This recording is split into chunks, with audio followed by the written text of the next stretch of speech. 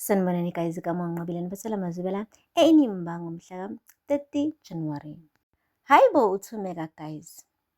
Emva kokuthi-ke asho ukuthi lo omlaphaya ulikamva and uqhawe uswelekile, umane nje wasebenzisa i-information ayithola kudala ifunda standard 7 i-science guys, ukuthi umuntu akakwazi ukuphila ngaphandle kwenhliziyo. Usho kahle ukuthi inhliziyo kalikamva isashaya. Inhliziyo engashayi ile okade kaqhawe. So inhliziyo eyodwa iba semzimbeni owodwa. Kusho khona ukuthi uma kuwukuthi inhliziyo kaqhawe ayisekho, kushaya inhliziyo kalikamva esifubeni sakhe uqhawe, chaza ukuthi umuntu ophilayo ulikamva, hhayi uqhawe. Guys, umani wathi uzoleka, suka kwindodakazi yami, suka. Ebona kahle ukuthi yabona phela manje uzoxoxela inganekwane qobo lwayo. But-ke ubeloke convinced ugirl esho kahle ukuthi hey, la sibuka ulikamva hhayi uqhawe guys, musani ukudideka, ulikamva lo, okay. Umane nje wathi uzoleka, ndiyahamba. Wabethatha nengane yakhe wathi Hlathi, lungisa lo muntu wakho, waphuma ngomnyango. Lapho still uThumeka akazizwa nhlobo erongi, akaziboni nje kukhona la nyathele khona kabi kuyona yonke lento le ayishilo. Kodwa-ke kuthe sebehambile uZoleka benoqhawe, usisi lo ogane uThulane wazama ukukhuluma naye, wathi ntombi, yabona lento oyithethe kuqhawe ayilunganga nhlobo. Ukuthi umntwana umenze azive sengathi akabalulekanga, nokuphila kwakhe akubalulekanga, uze uyatsho nanokuthi-ke uswelekile kodwa ekhona ephila. Hawu, umama onjani ngampela. Shuthi-ke lawo mazwi-ke ahlala athi gxi enhlizweni kaThumeka. Kodwa-ke bese kunzima ukuthi enze i-damage control because vele usekhulumile and okushiwo ngomlomo akukwazi ukuthi kuphindiselwe guys emumva. Akupheli-ke lapho.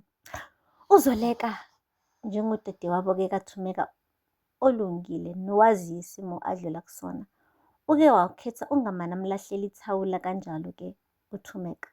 Wacela wonke umndeni ukuthi wakhe i-meeting futhi umndeni-ke uzohlangana ndawonye bese kubizwe noThumeka bekwazi ukuthi bakhulume naye bazame ukumsaphotha.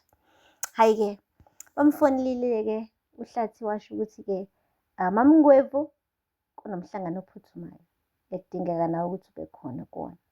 Bathi ewe ndiyeza. Nangampela wafika guys. Uthe uma efika nje kuleyo meeting umuntu obekhuluma bekuqhawekazi. Uqhawekazi-ke guys ushilo ukuthi mama, uxolo kaloku ngangingakaze ngizimisele ngokuthatha lutho lwakho. Ngangingakwazi ngizimisele ngokuthatha ngisho inhliziyo kalikamva. Uyazi ndiyamkhumbula ulikamva kodwa angifuni ukuba sengathi ukumkhumbula kwami kuzothatha ingxenye yokugriva kwakho. Angifuni kube ngathi ngifuna ukuthatha i-spotlight sempilo yakhe akade eyishira nawe.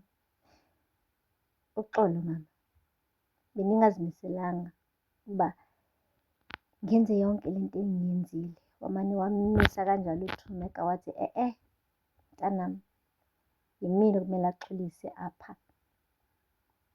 Uyazi bendi-wrong uba ndithi ulikamva uyaphila wena wasweleka. Ukuthi lento ifikile, yafike nje yenza ubomi bami bamanse.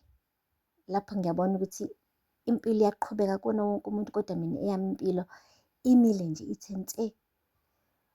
Mntanami, uyazi ulikamva ngimane ngimkhumbule esalele la esifubeni sami.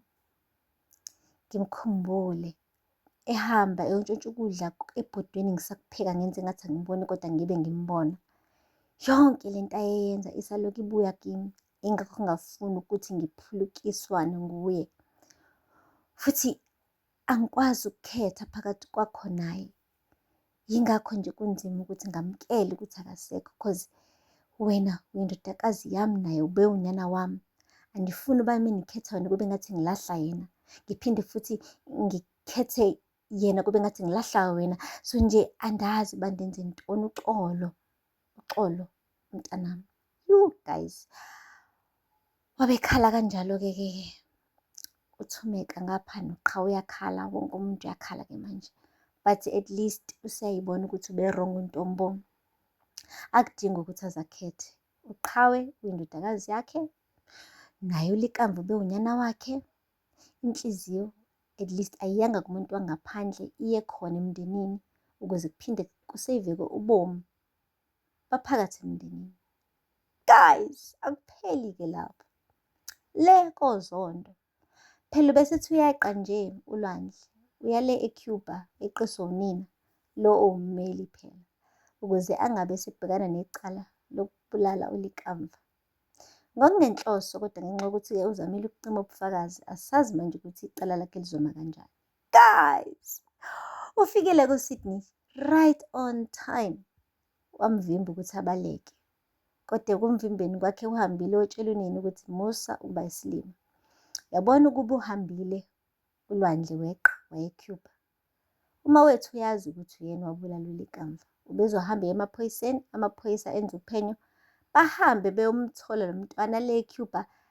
Amabhoda wonke bezoloke ehlambalazeka kutholakala ukuthi uyisigebengu eseqile esihamba amazwe ngamazwe sibaleka.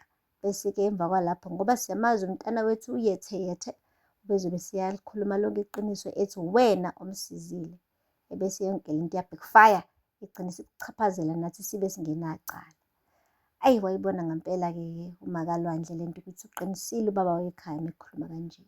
Ngcono khona bemthathe kulwandle beyele kaMabandla beyoyiceba.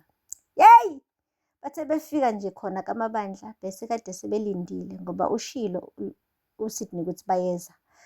Wathi ntoni, kwenzeka ntoni, kunecala yini kubuza uHlathi. Wathi mnumzane, kona kunjalo.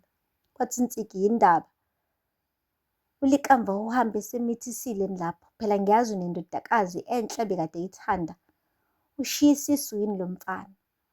Wathi hhayi, akusikhona lokho. Wathi phela khulumani, sesingaze sincinzwe amakhwapha silindile, yini vele ngani? Wathi Lwandle, khuluma ndodana. uLwandle guys waqhaqhazela. Kwangathi kuno-ice endlini. Kwasho ukuthi yimina owashayisa uLikamva, yimina owayidrayiva le moto le yambulala. Hayibo!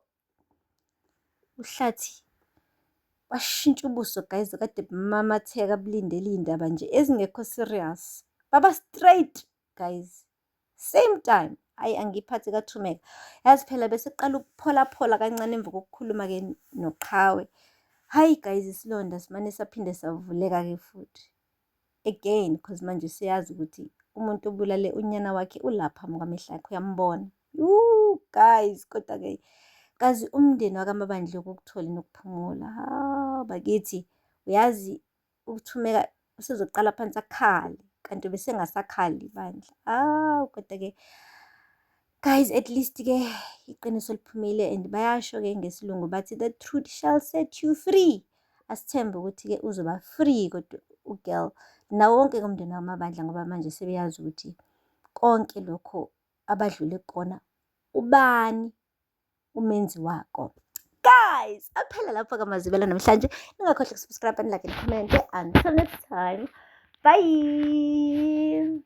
Sanibonani guys, kaMonqabile nibasela amazwibela eNimba ngomhla ka-30 January. Hayibo uThumeka guys, emva kokuthi-ke asho ukuthi lo omlaphaya uLikamva and uQhawe uswelekile, umane nje wasebenzisa information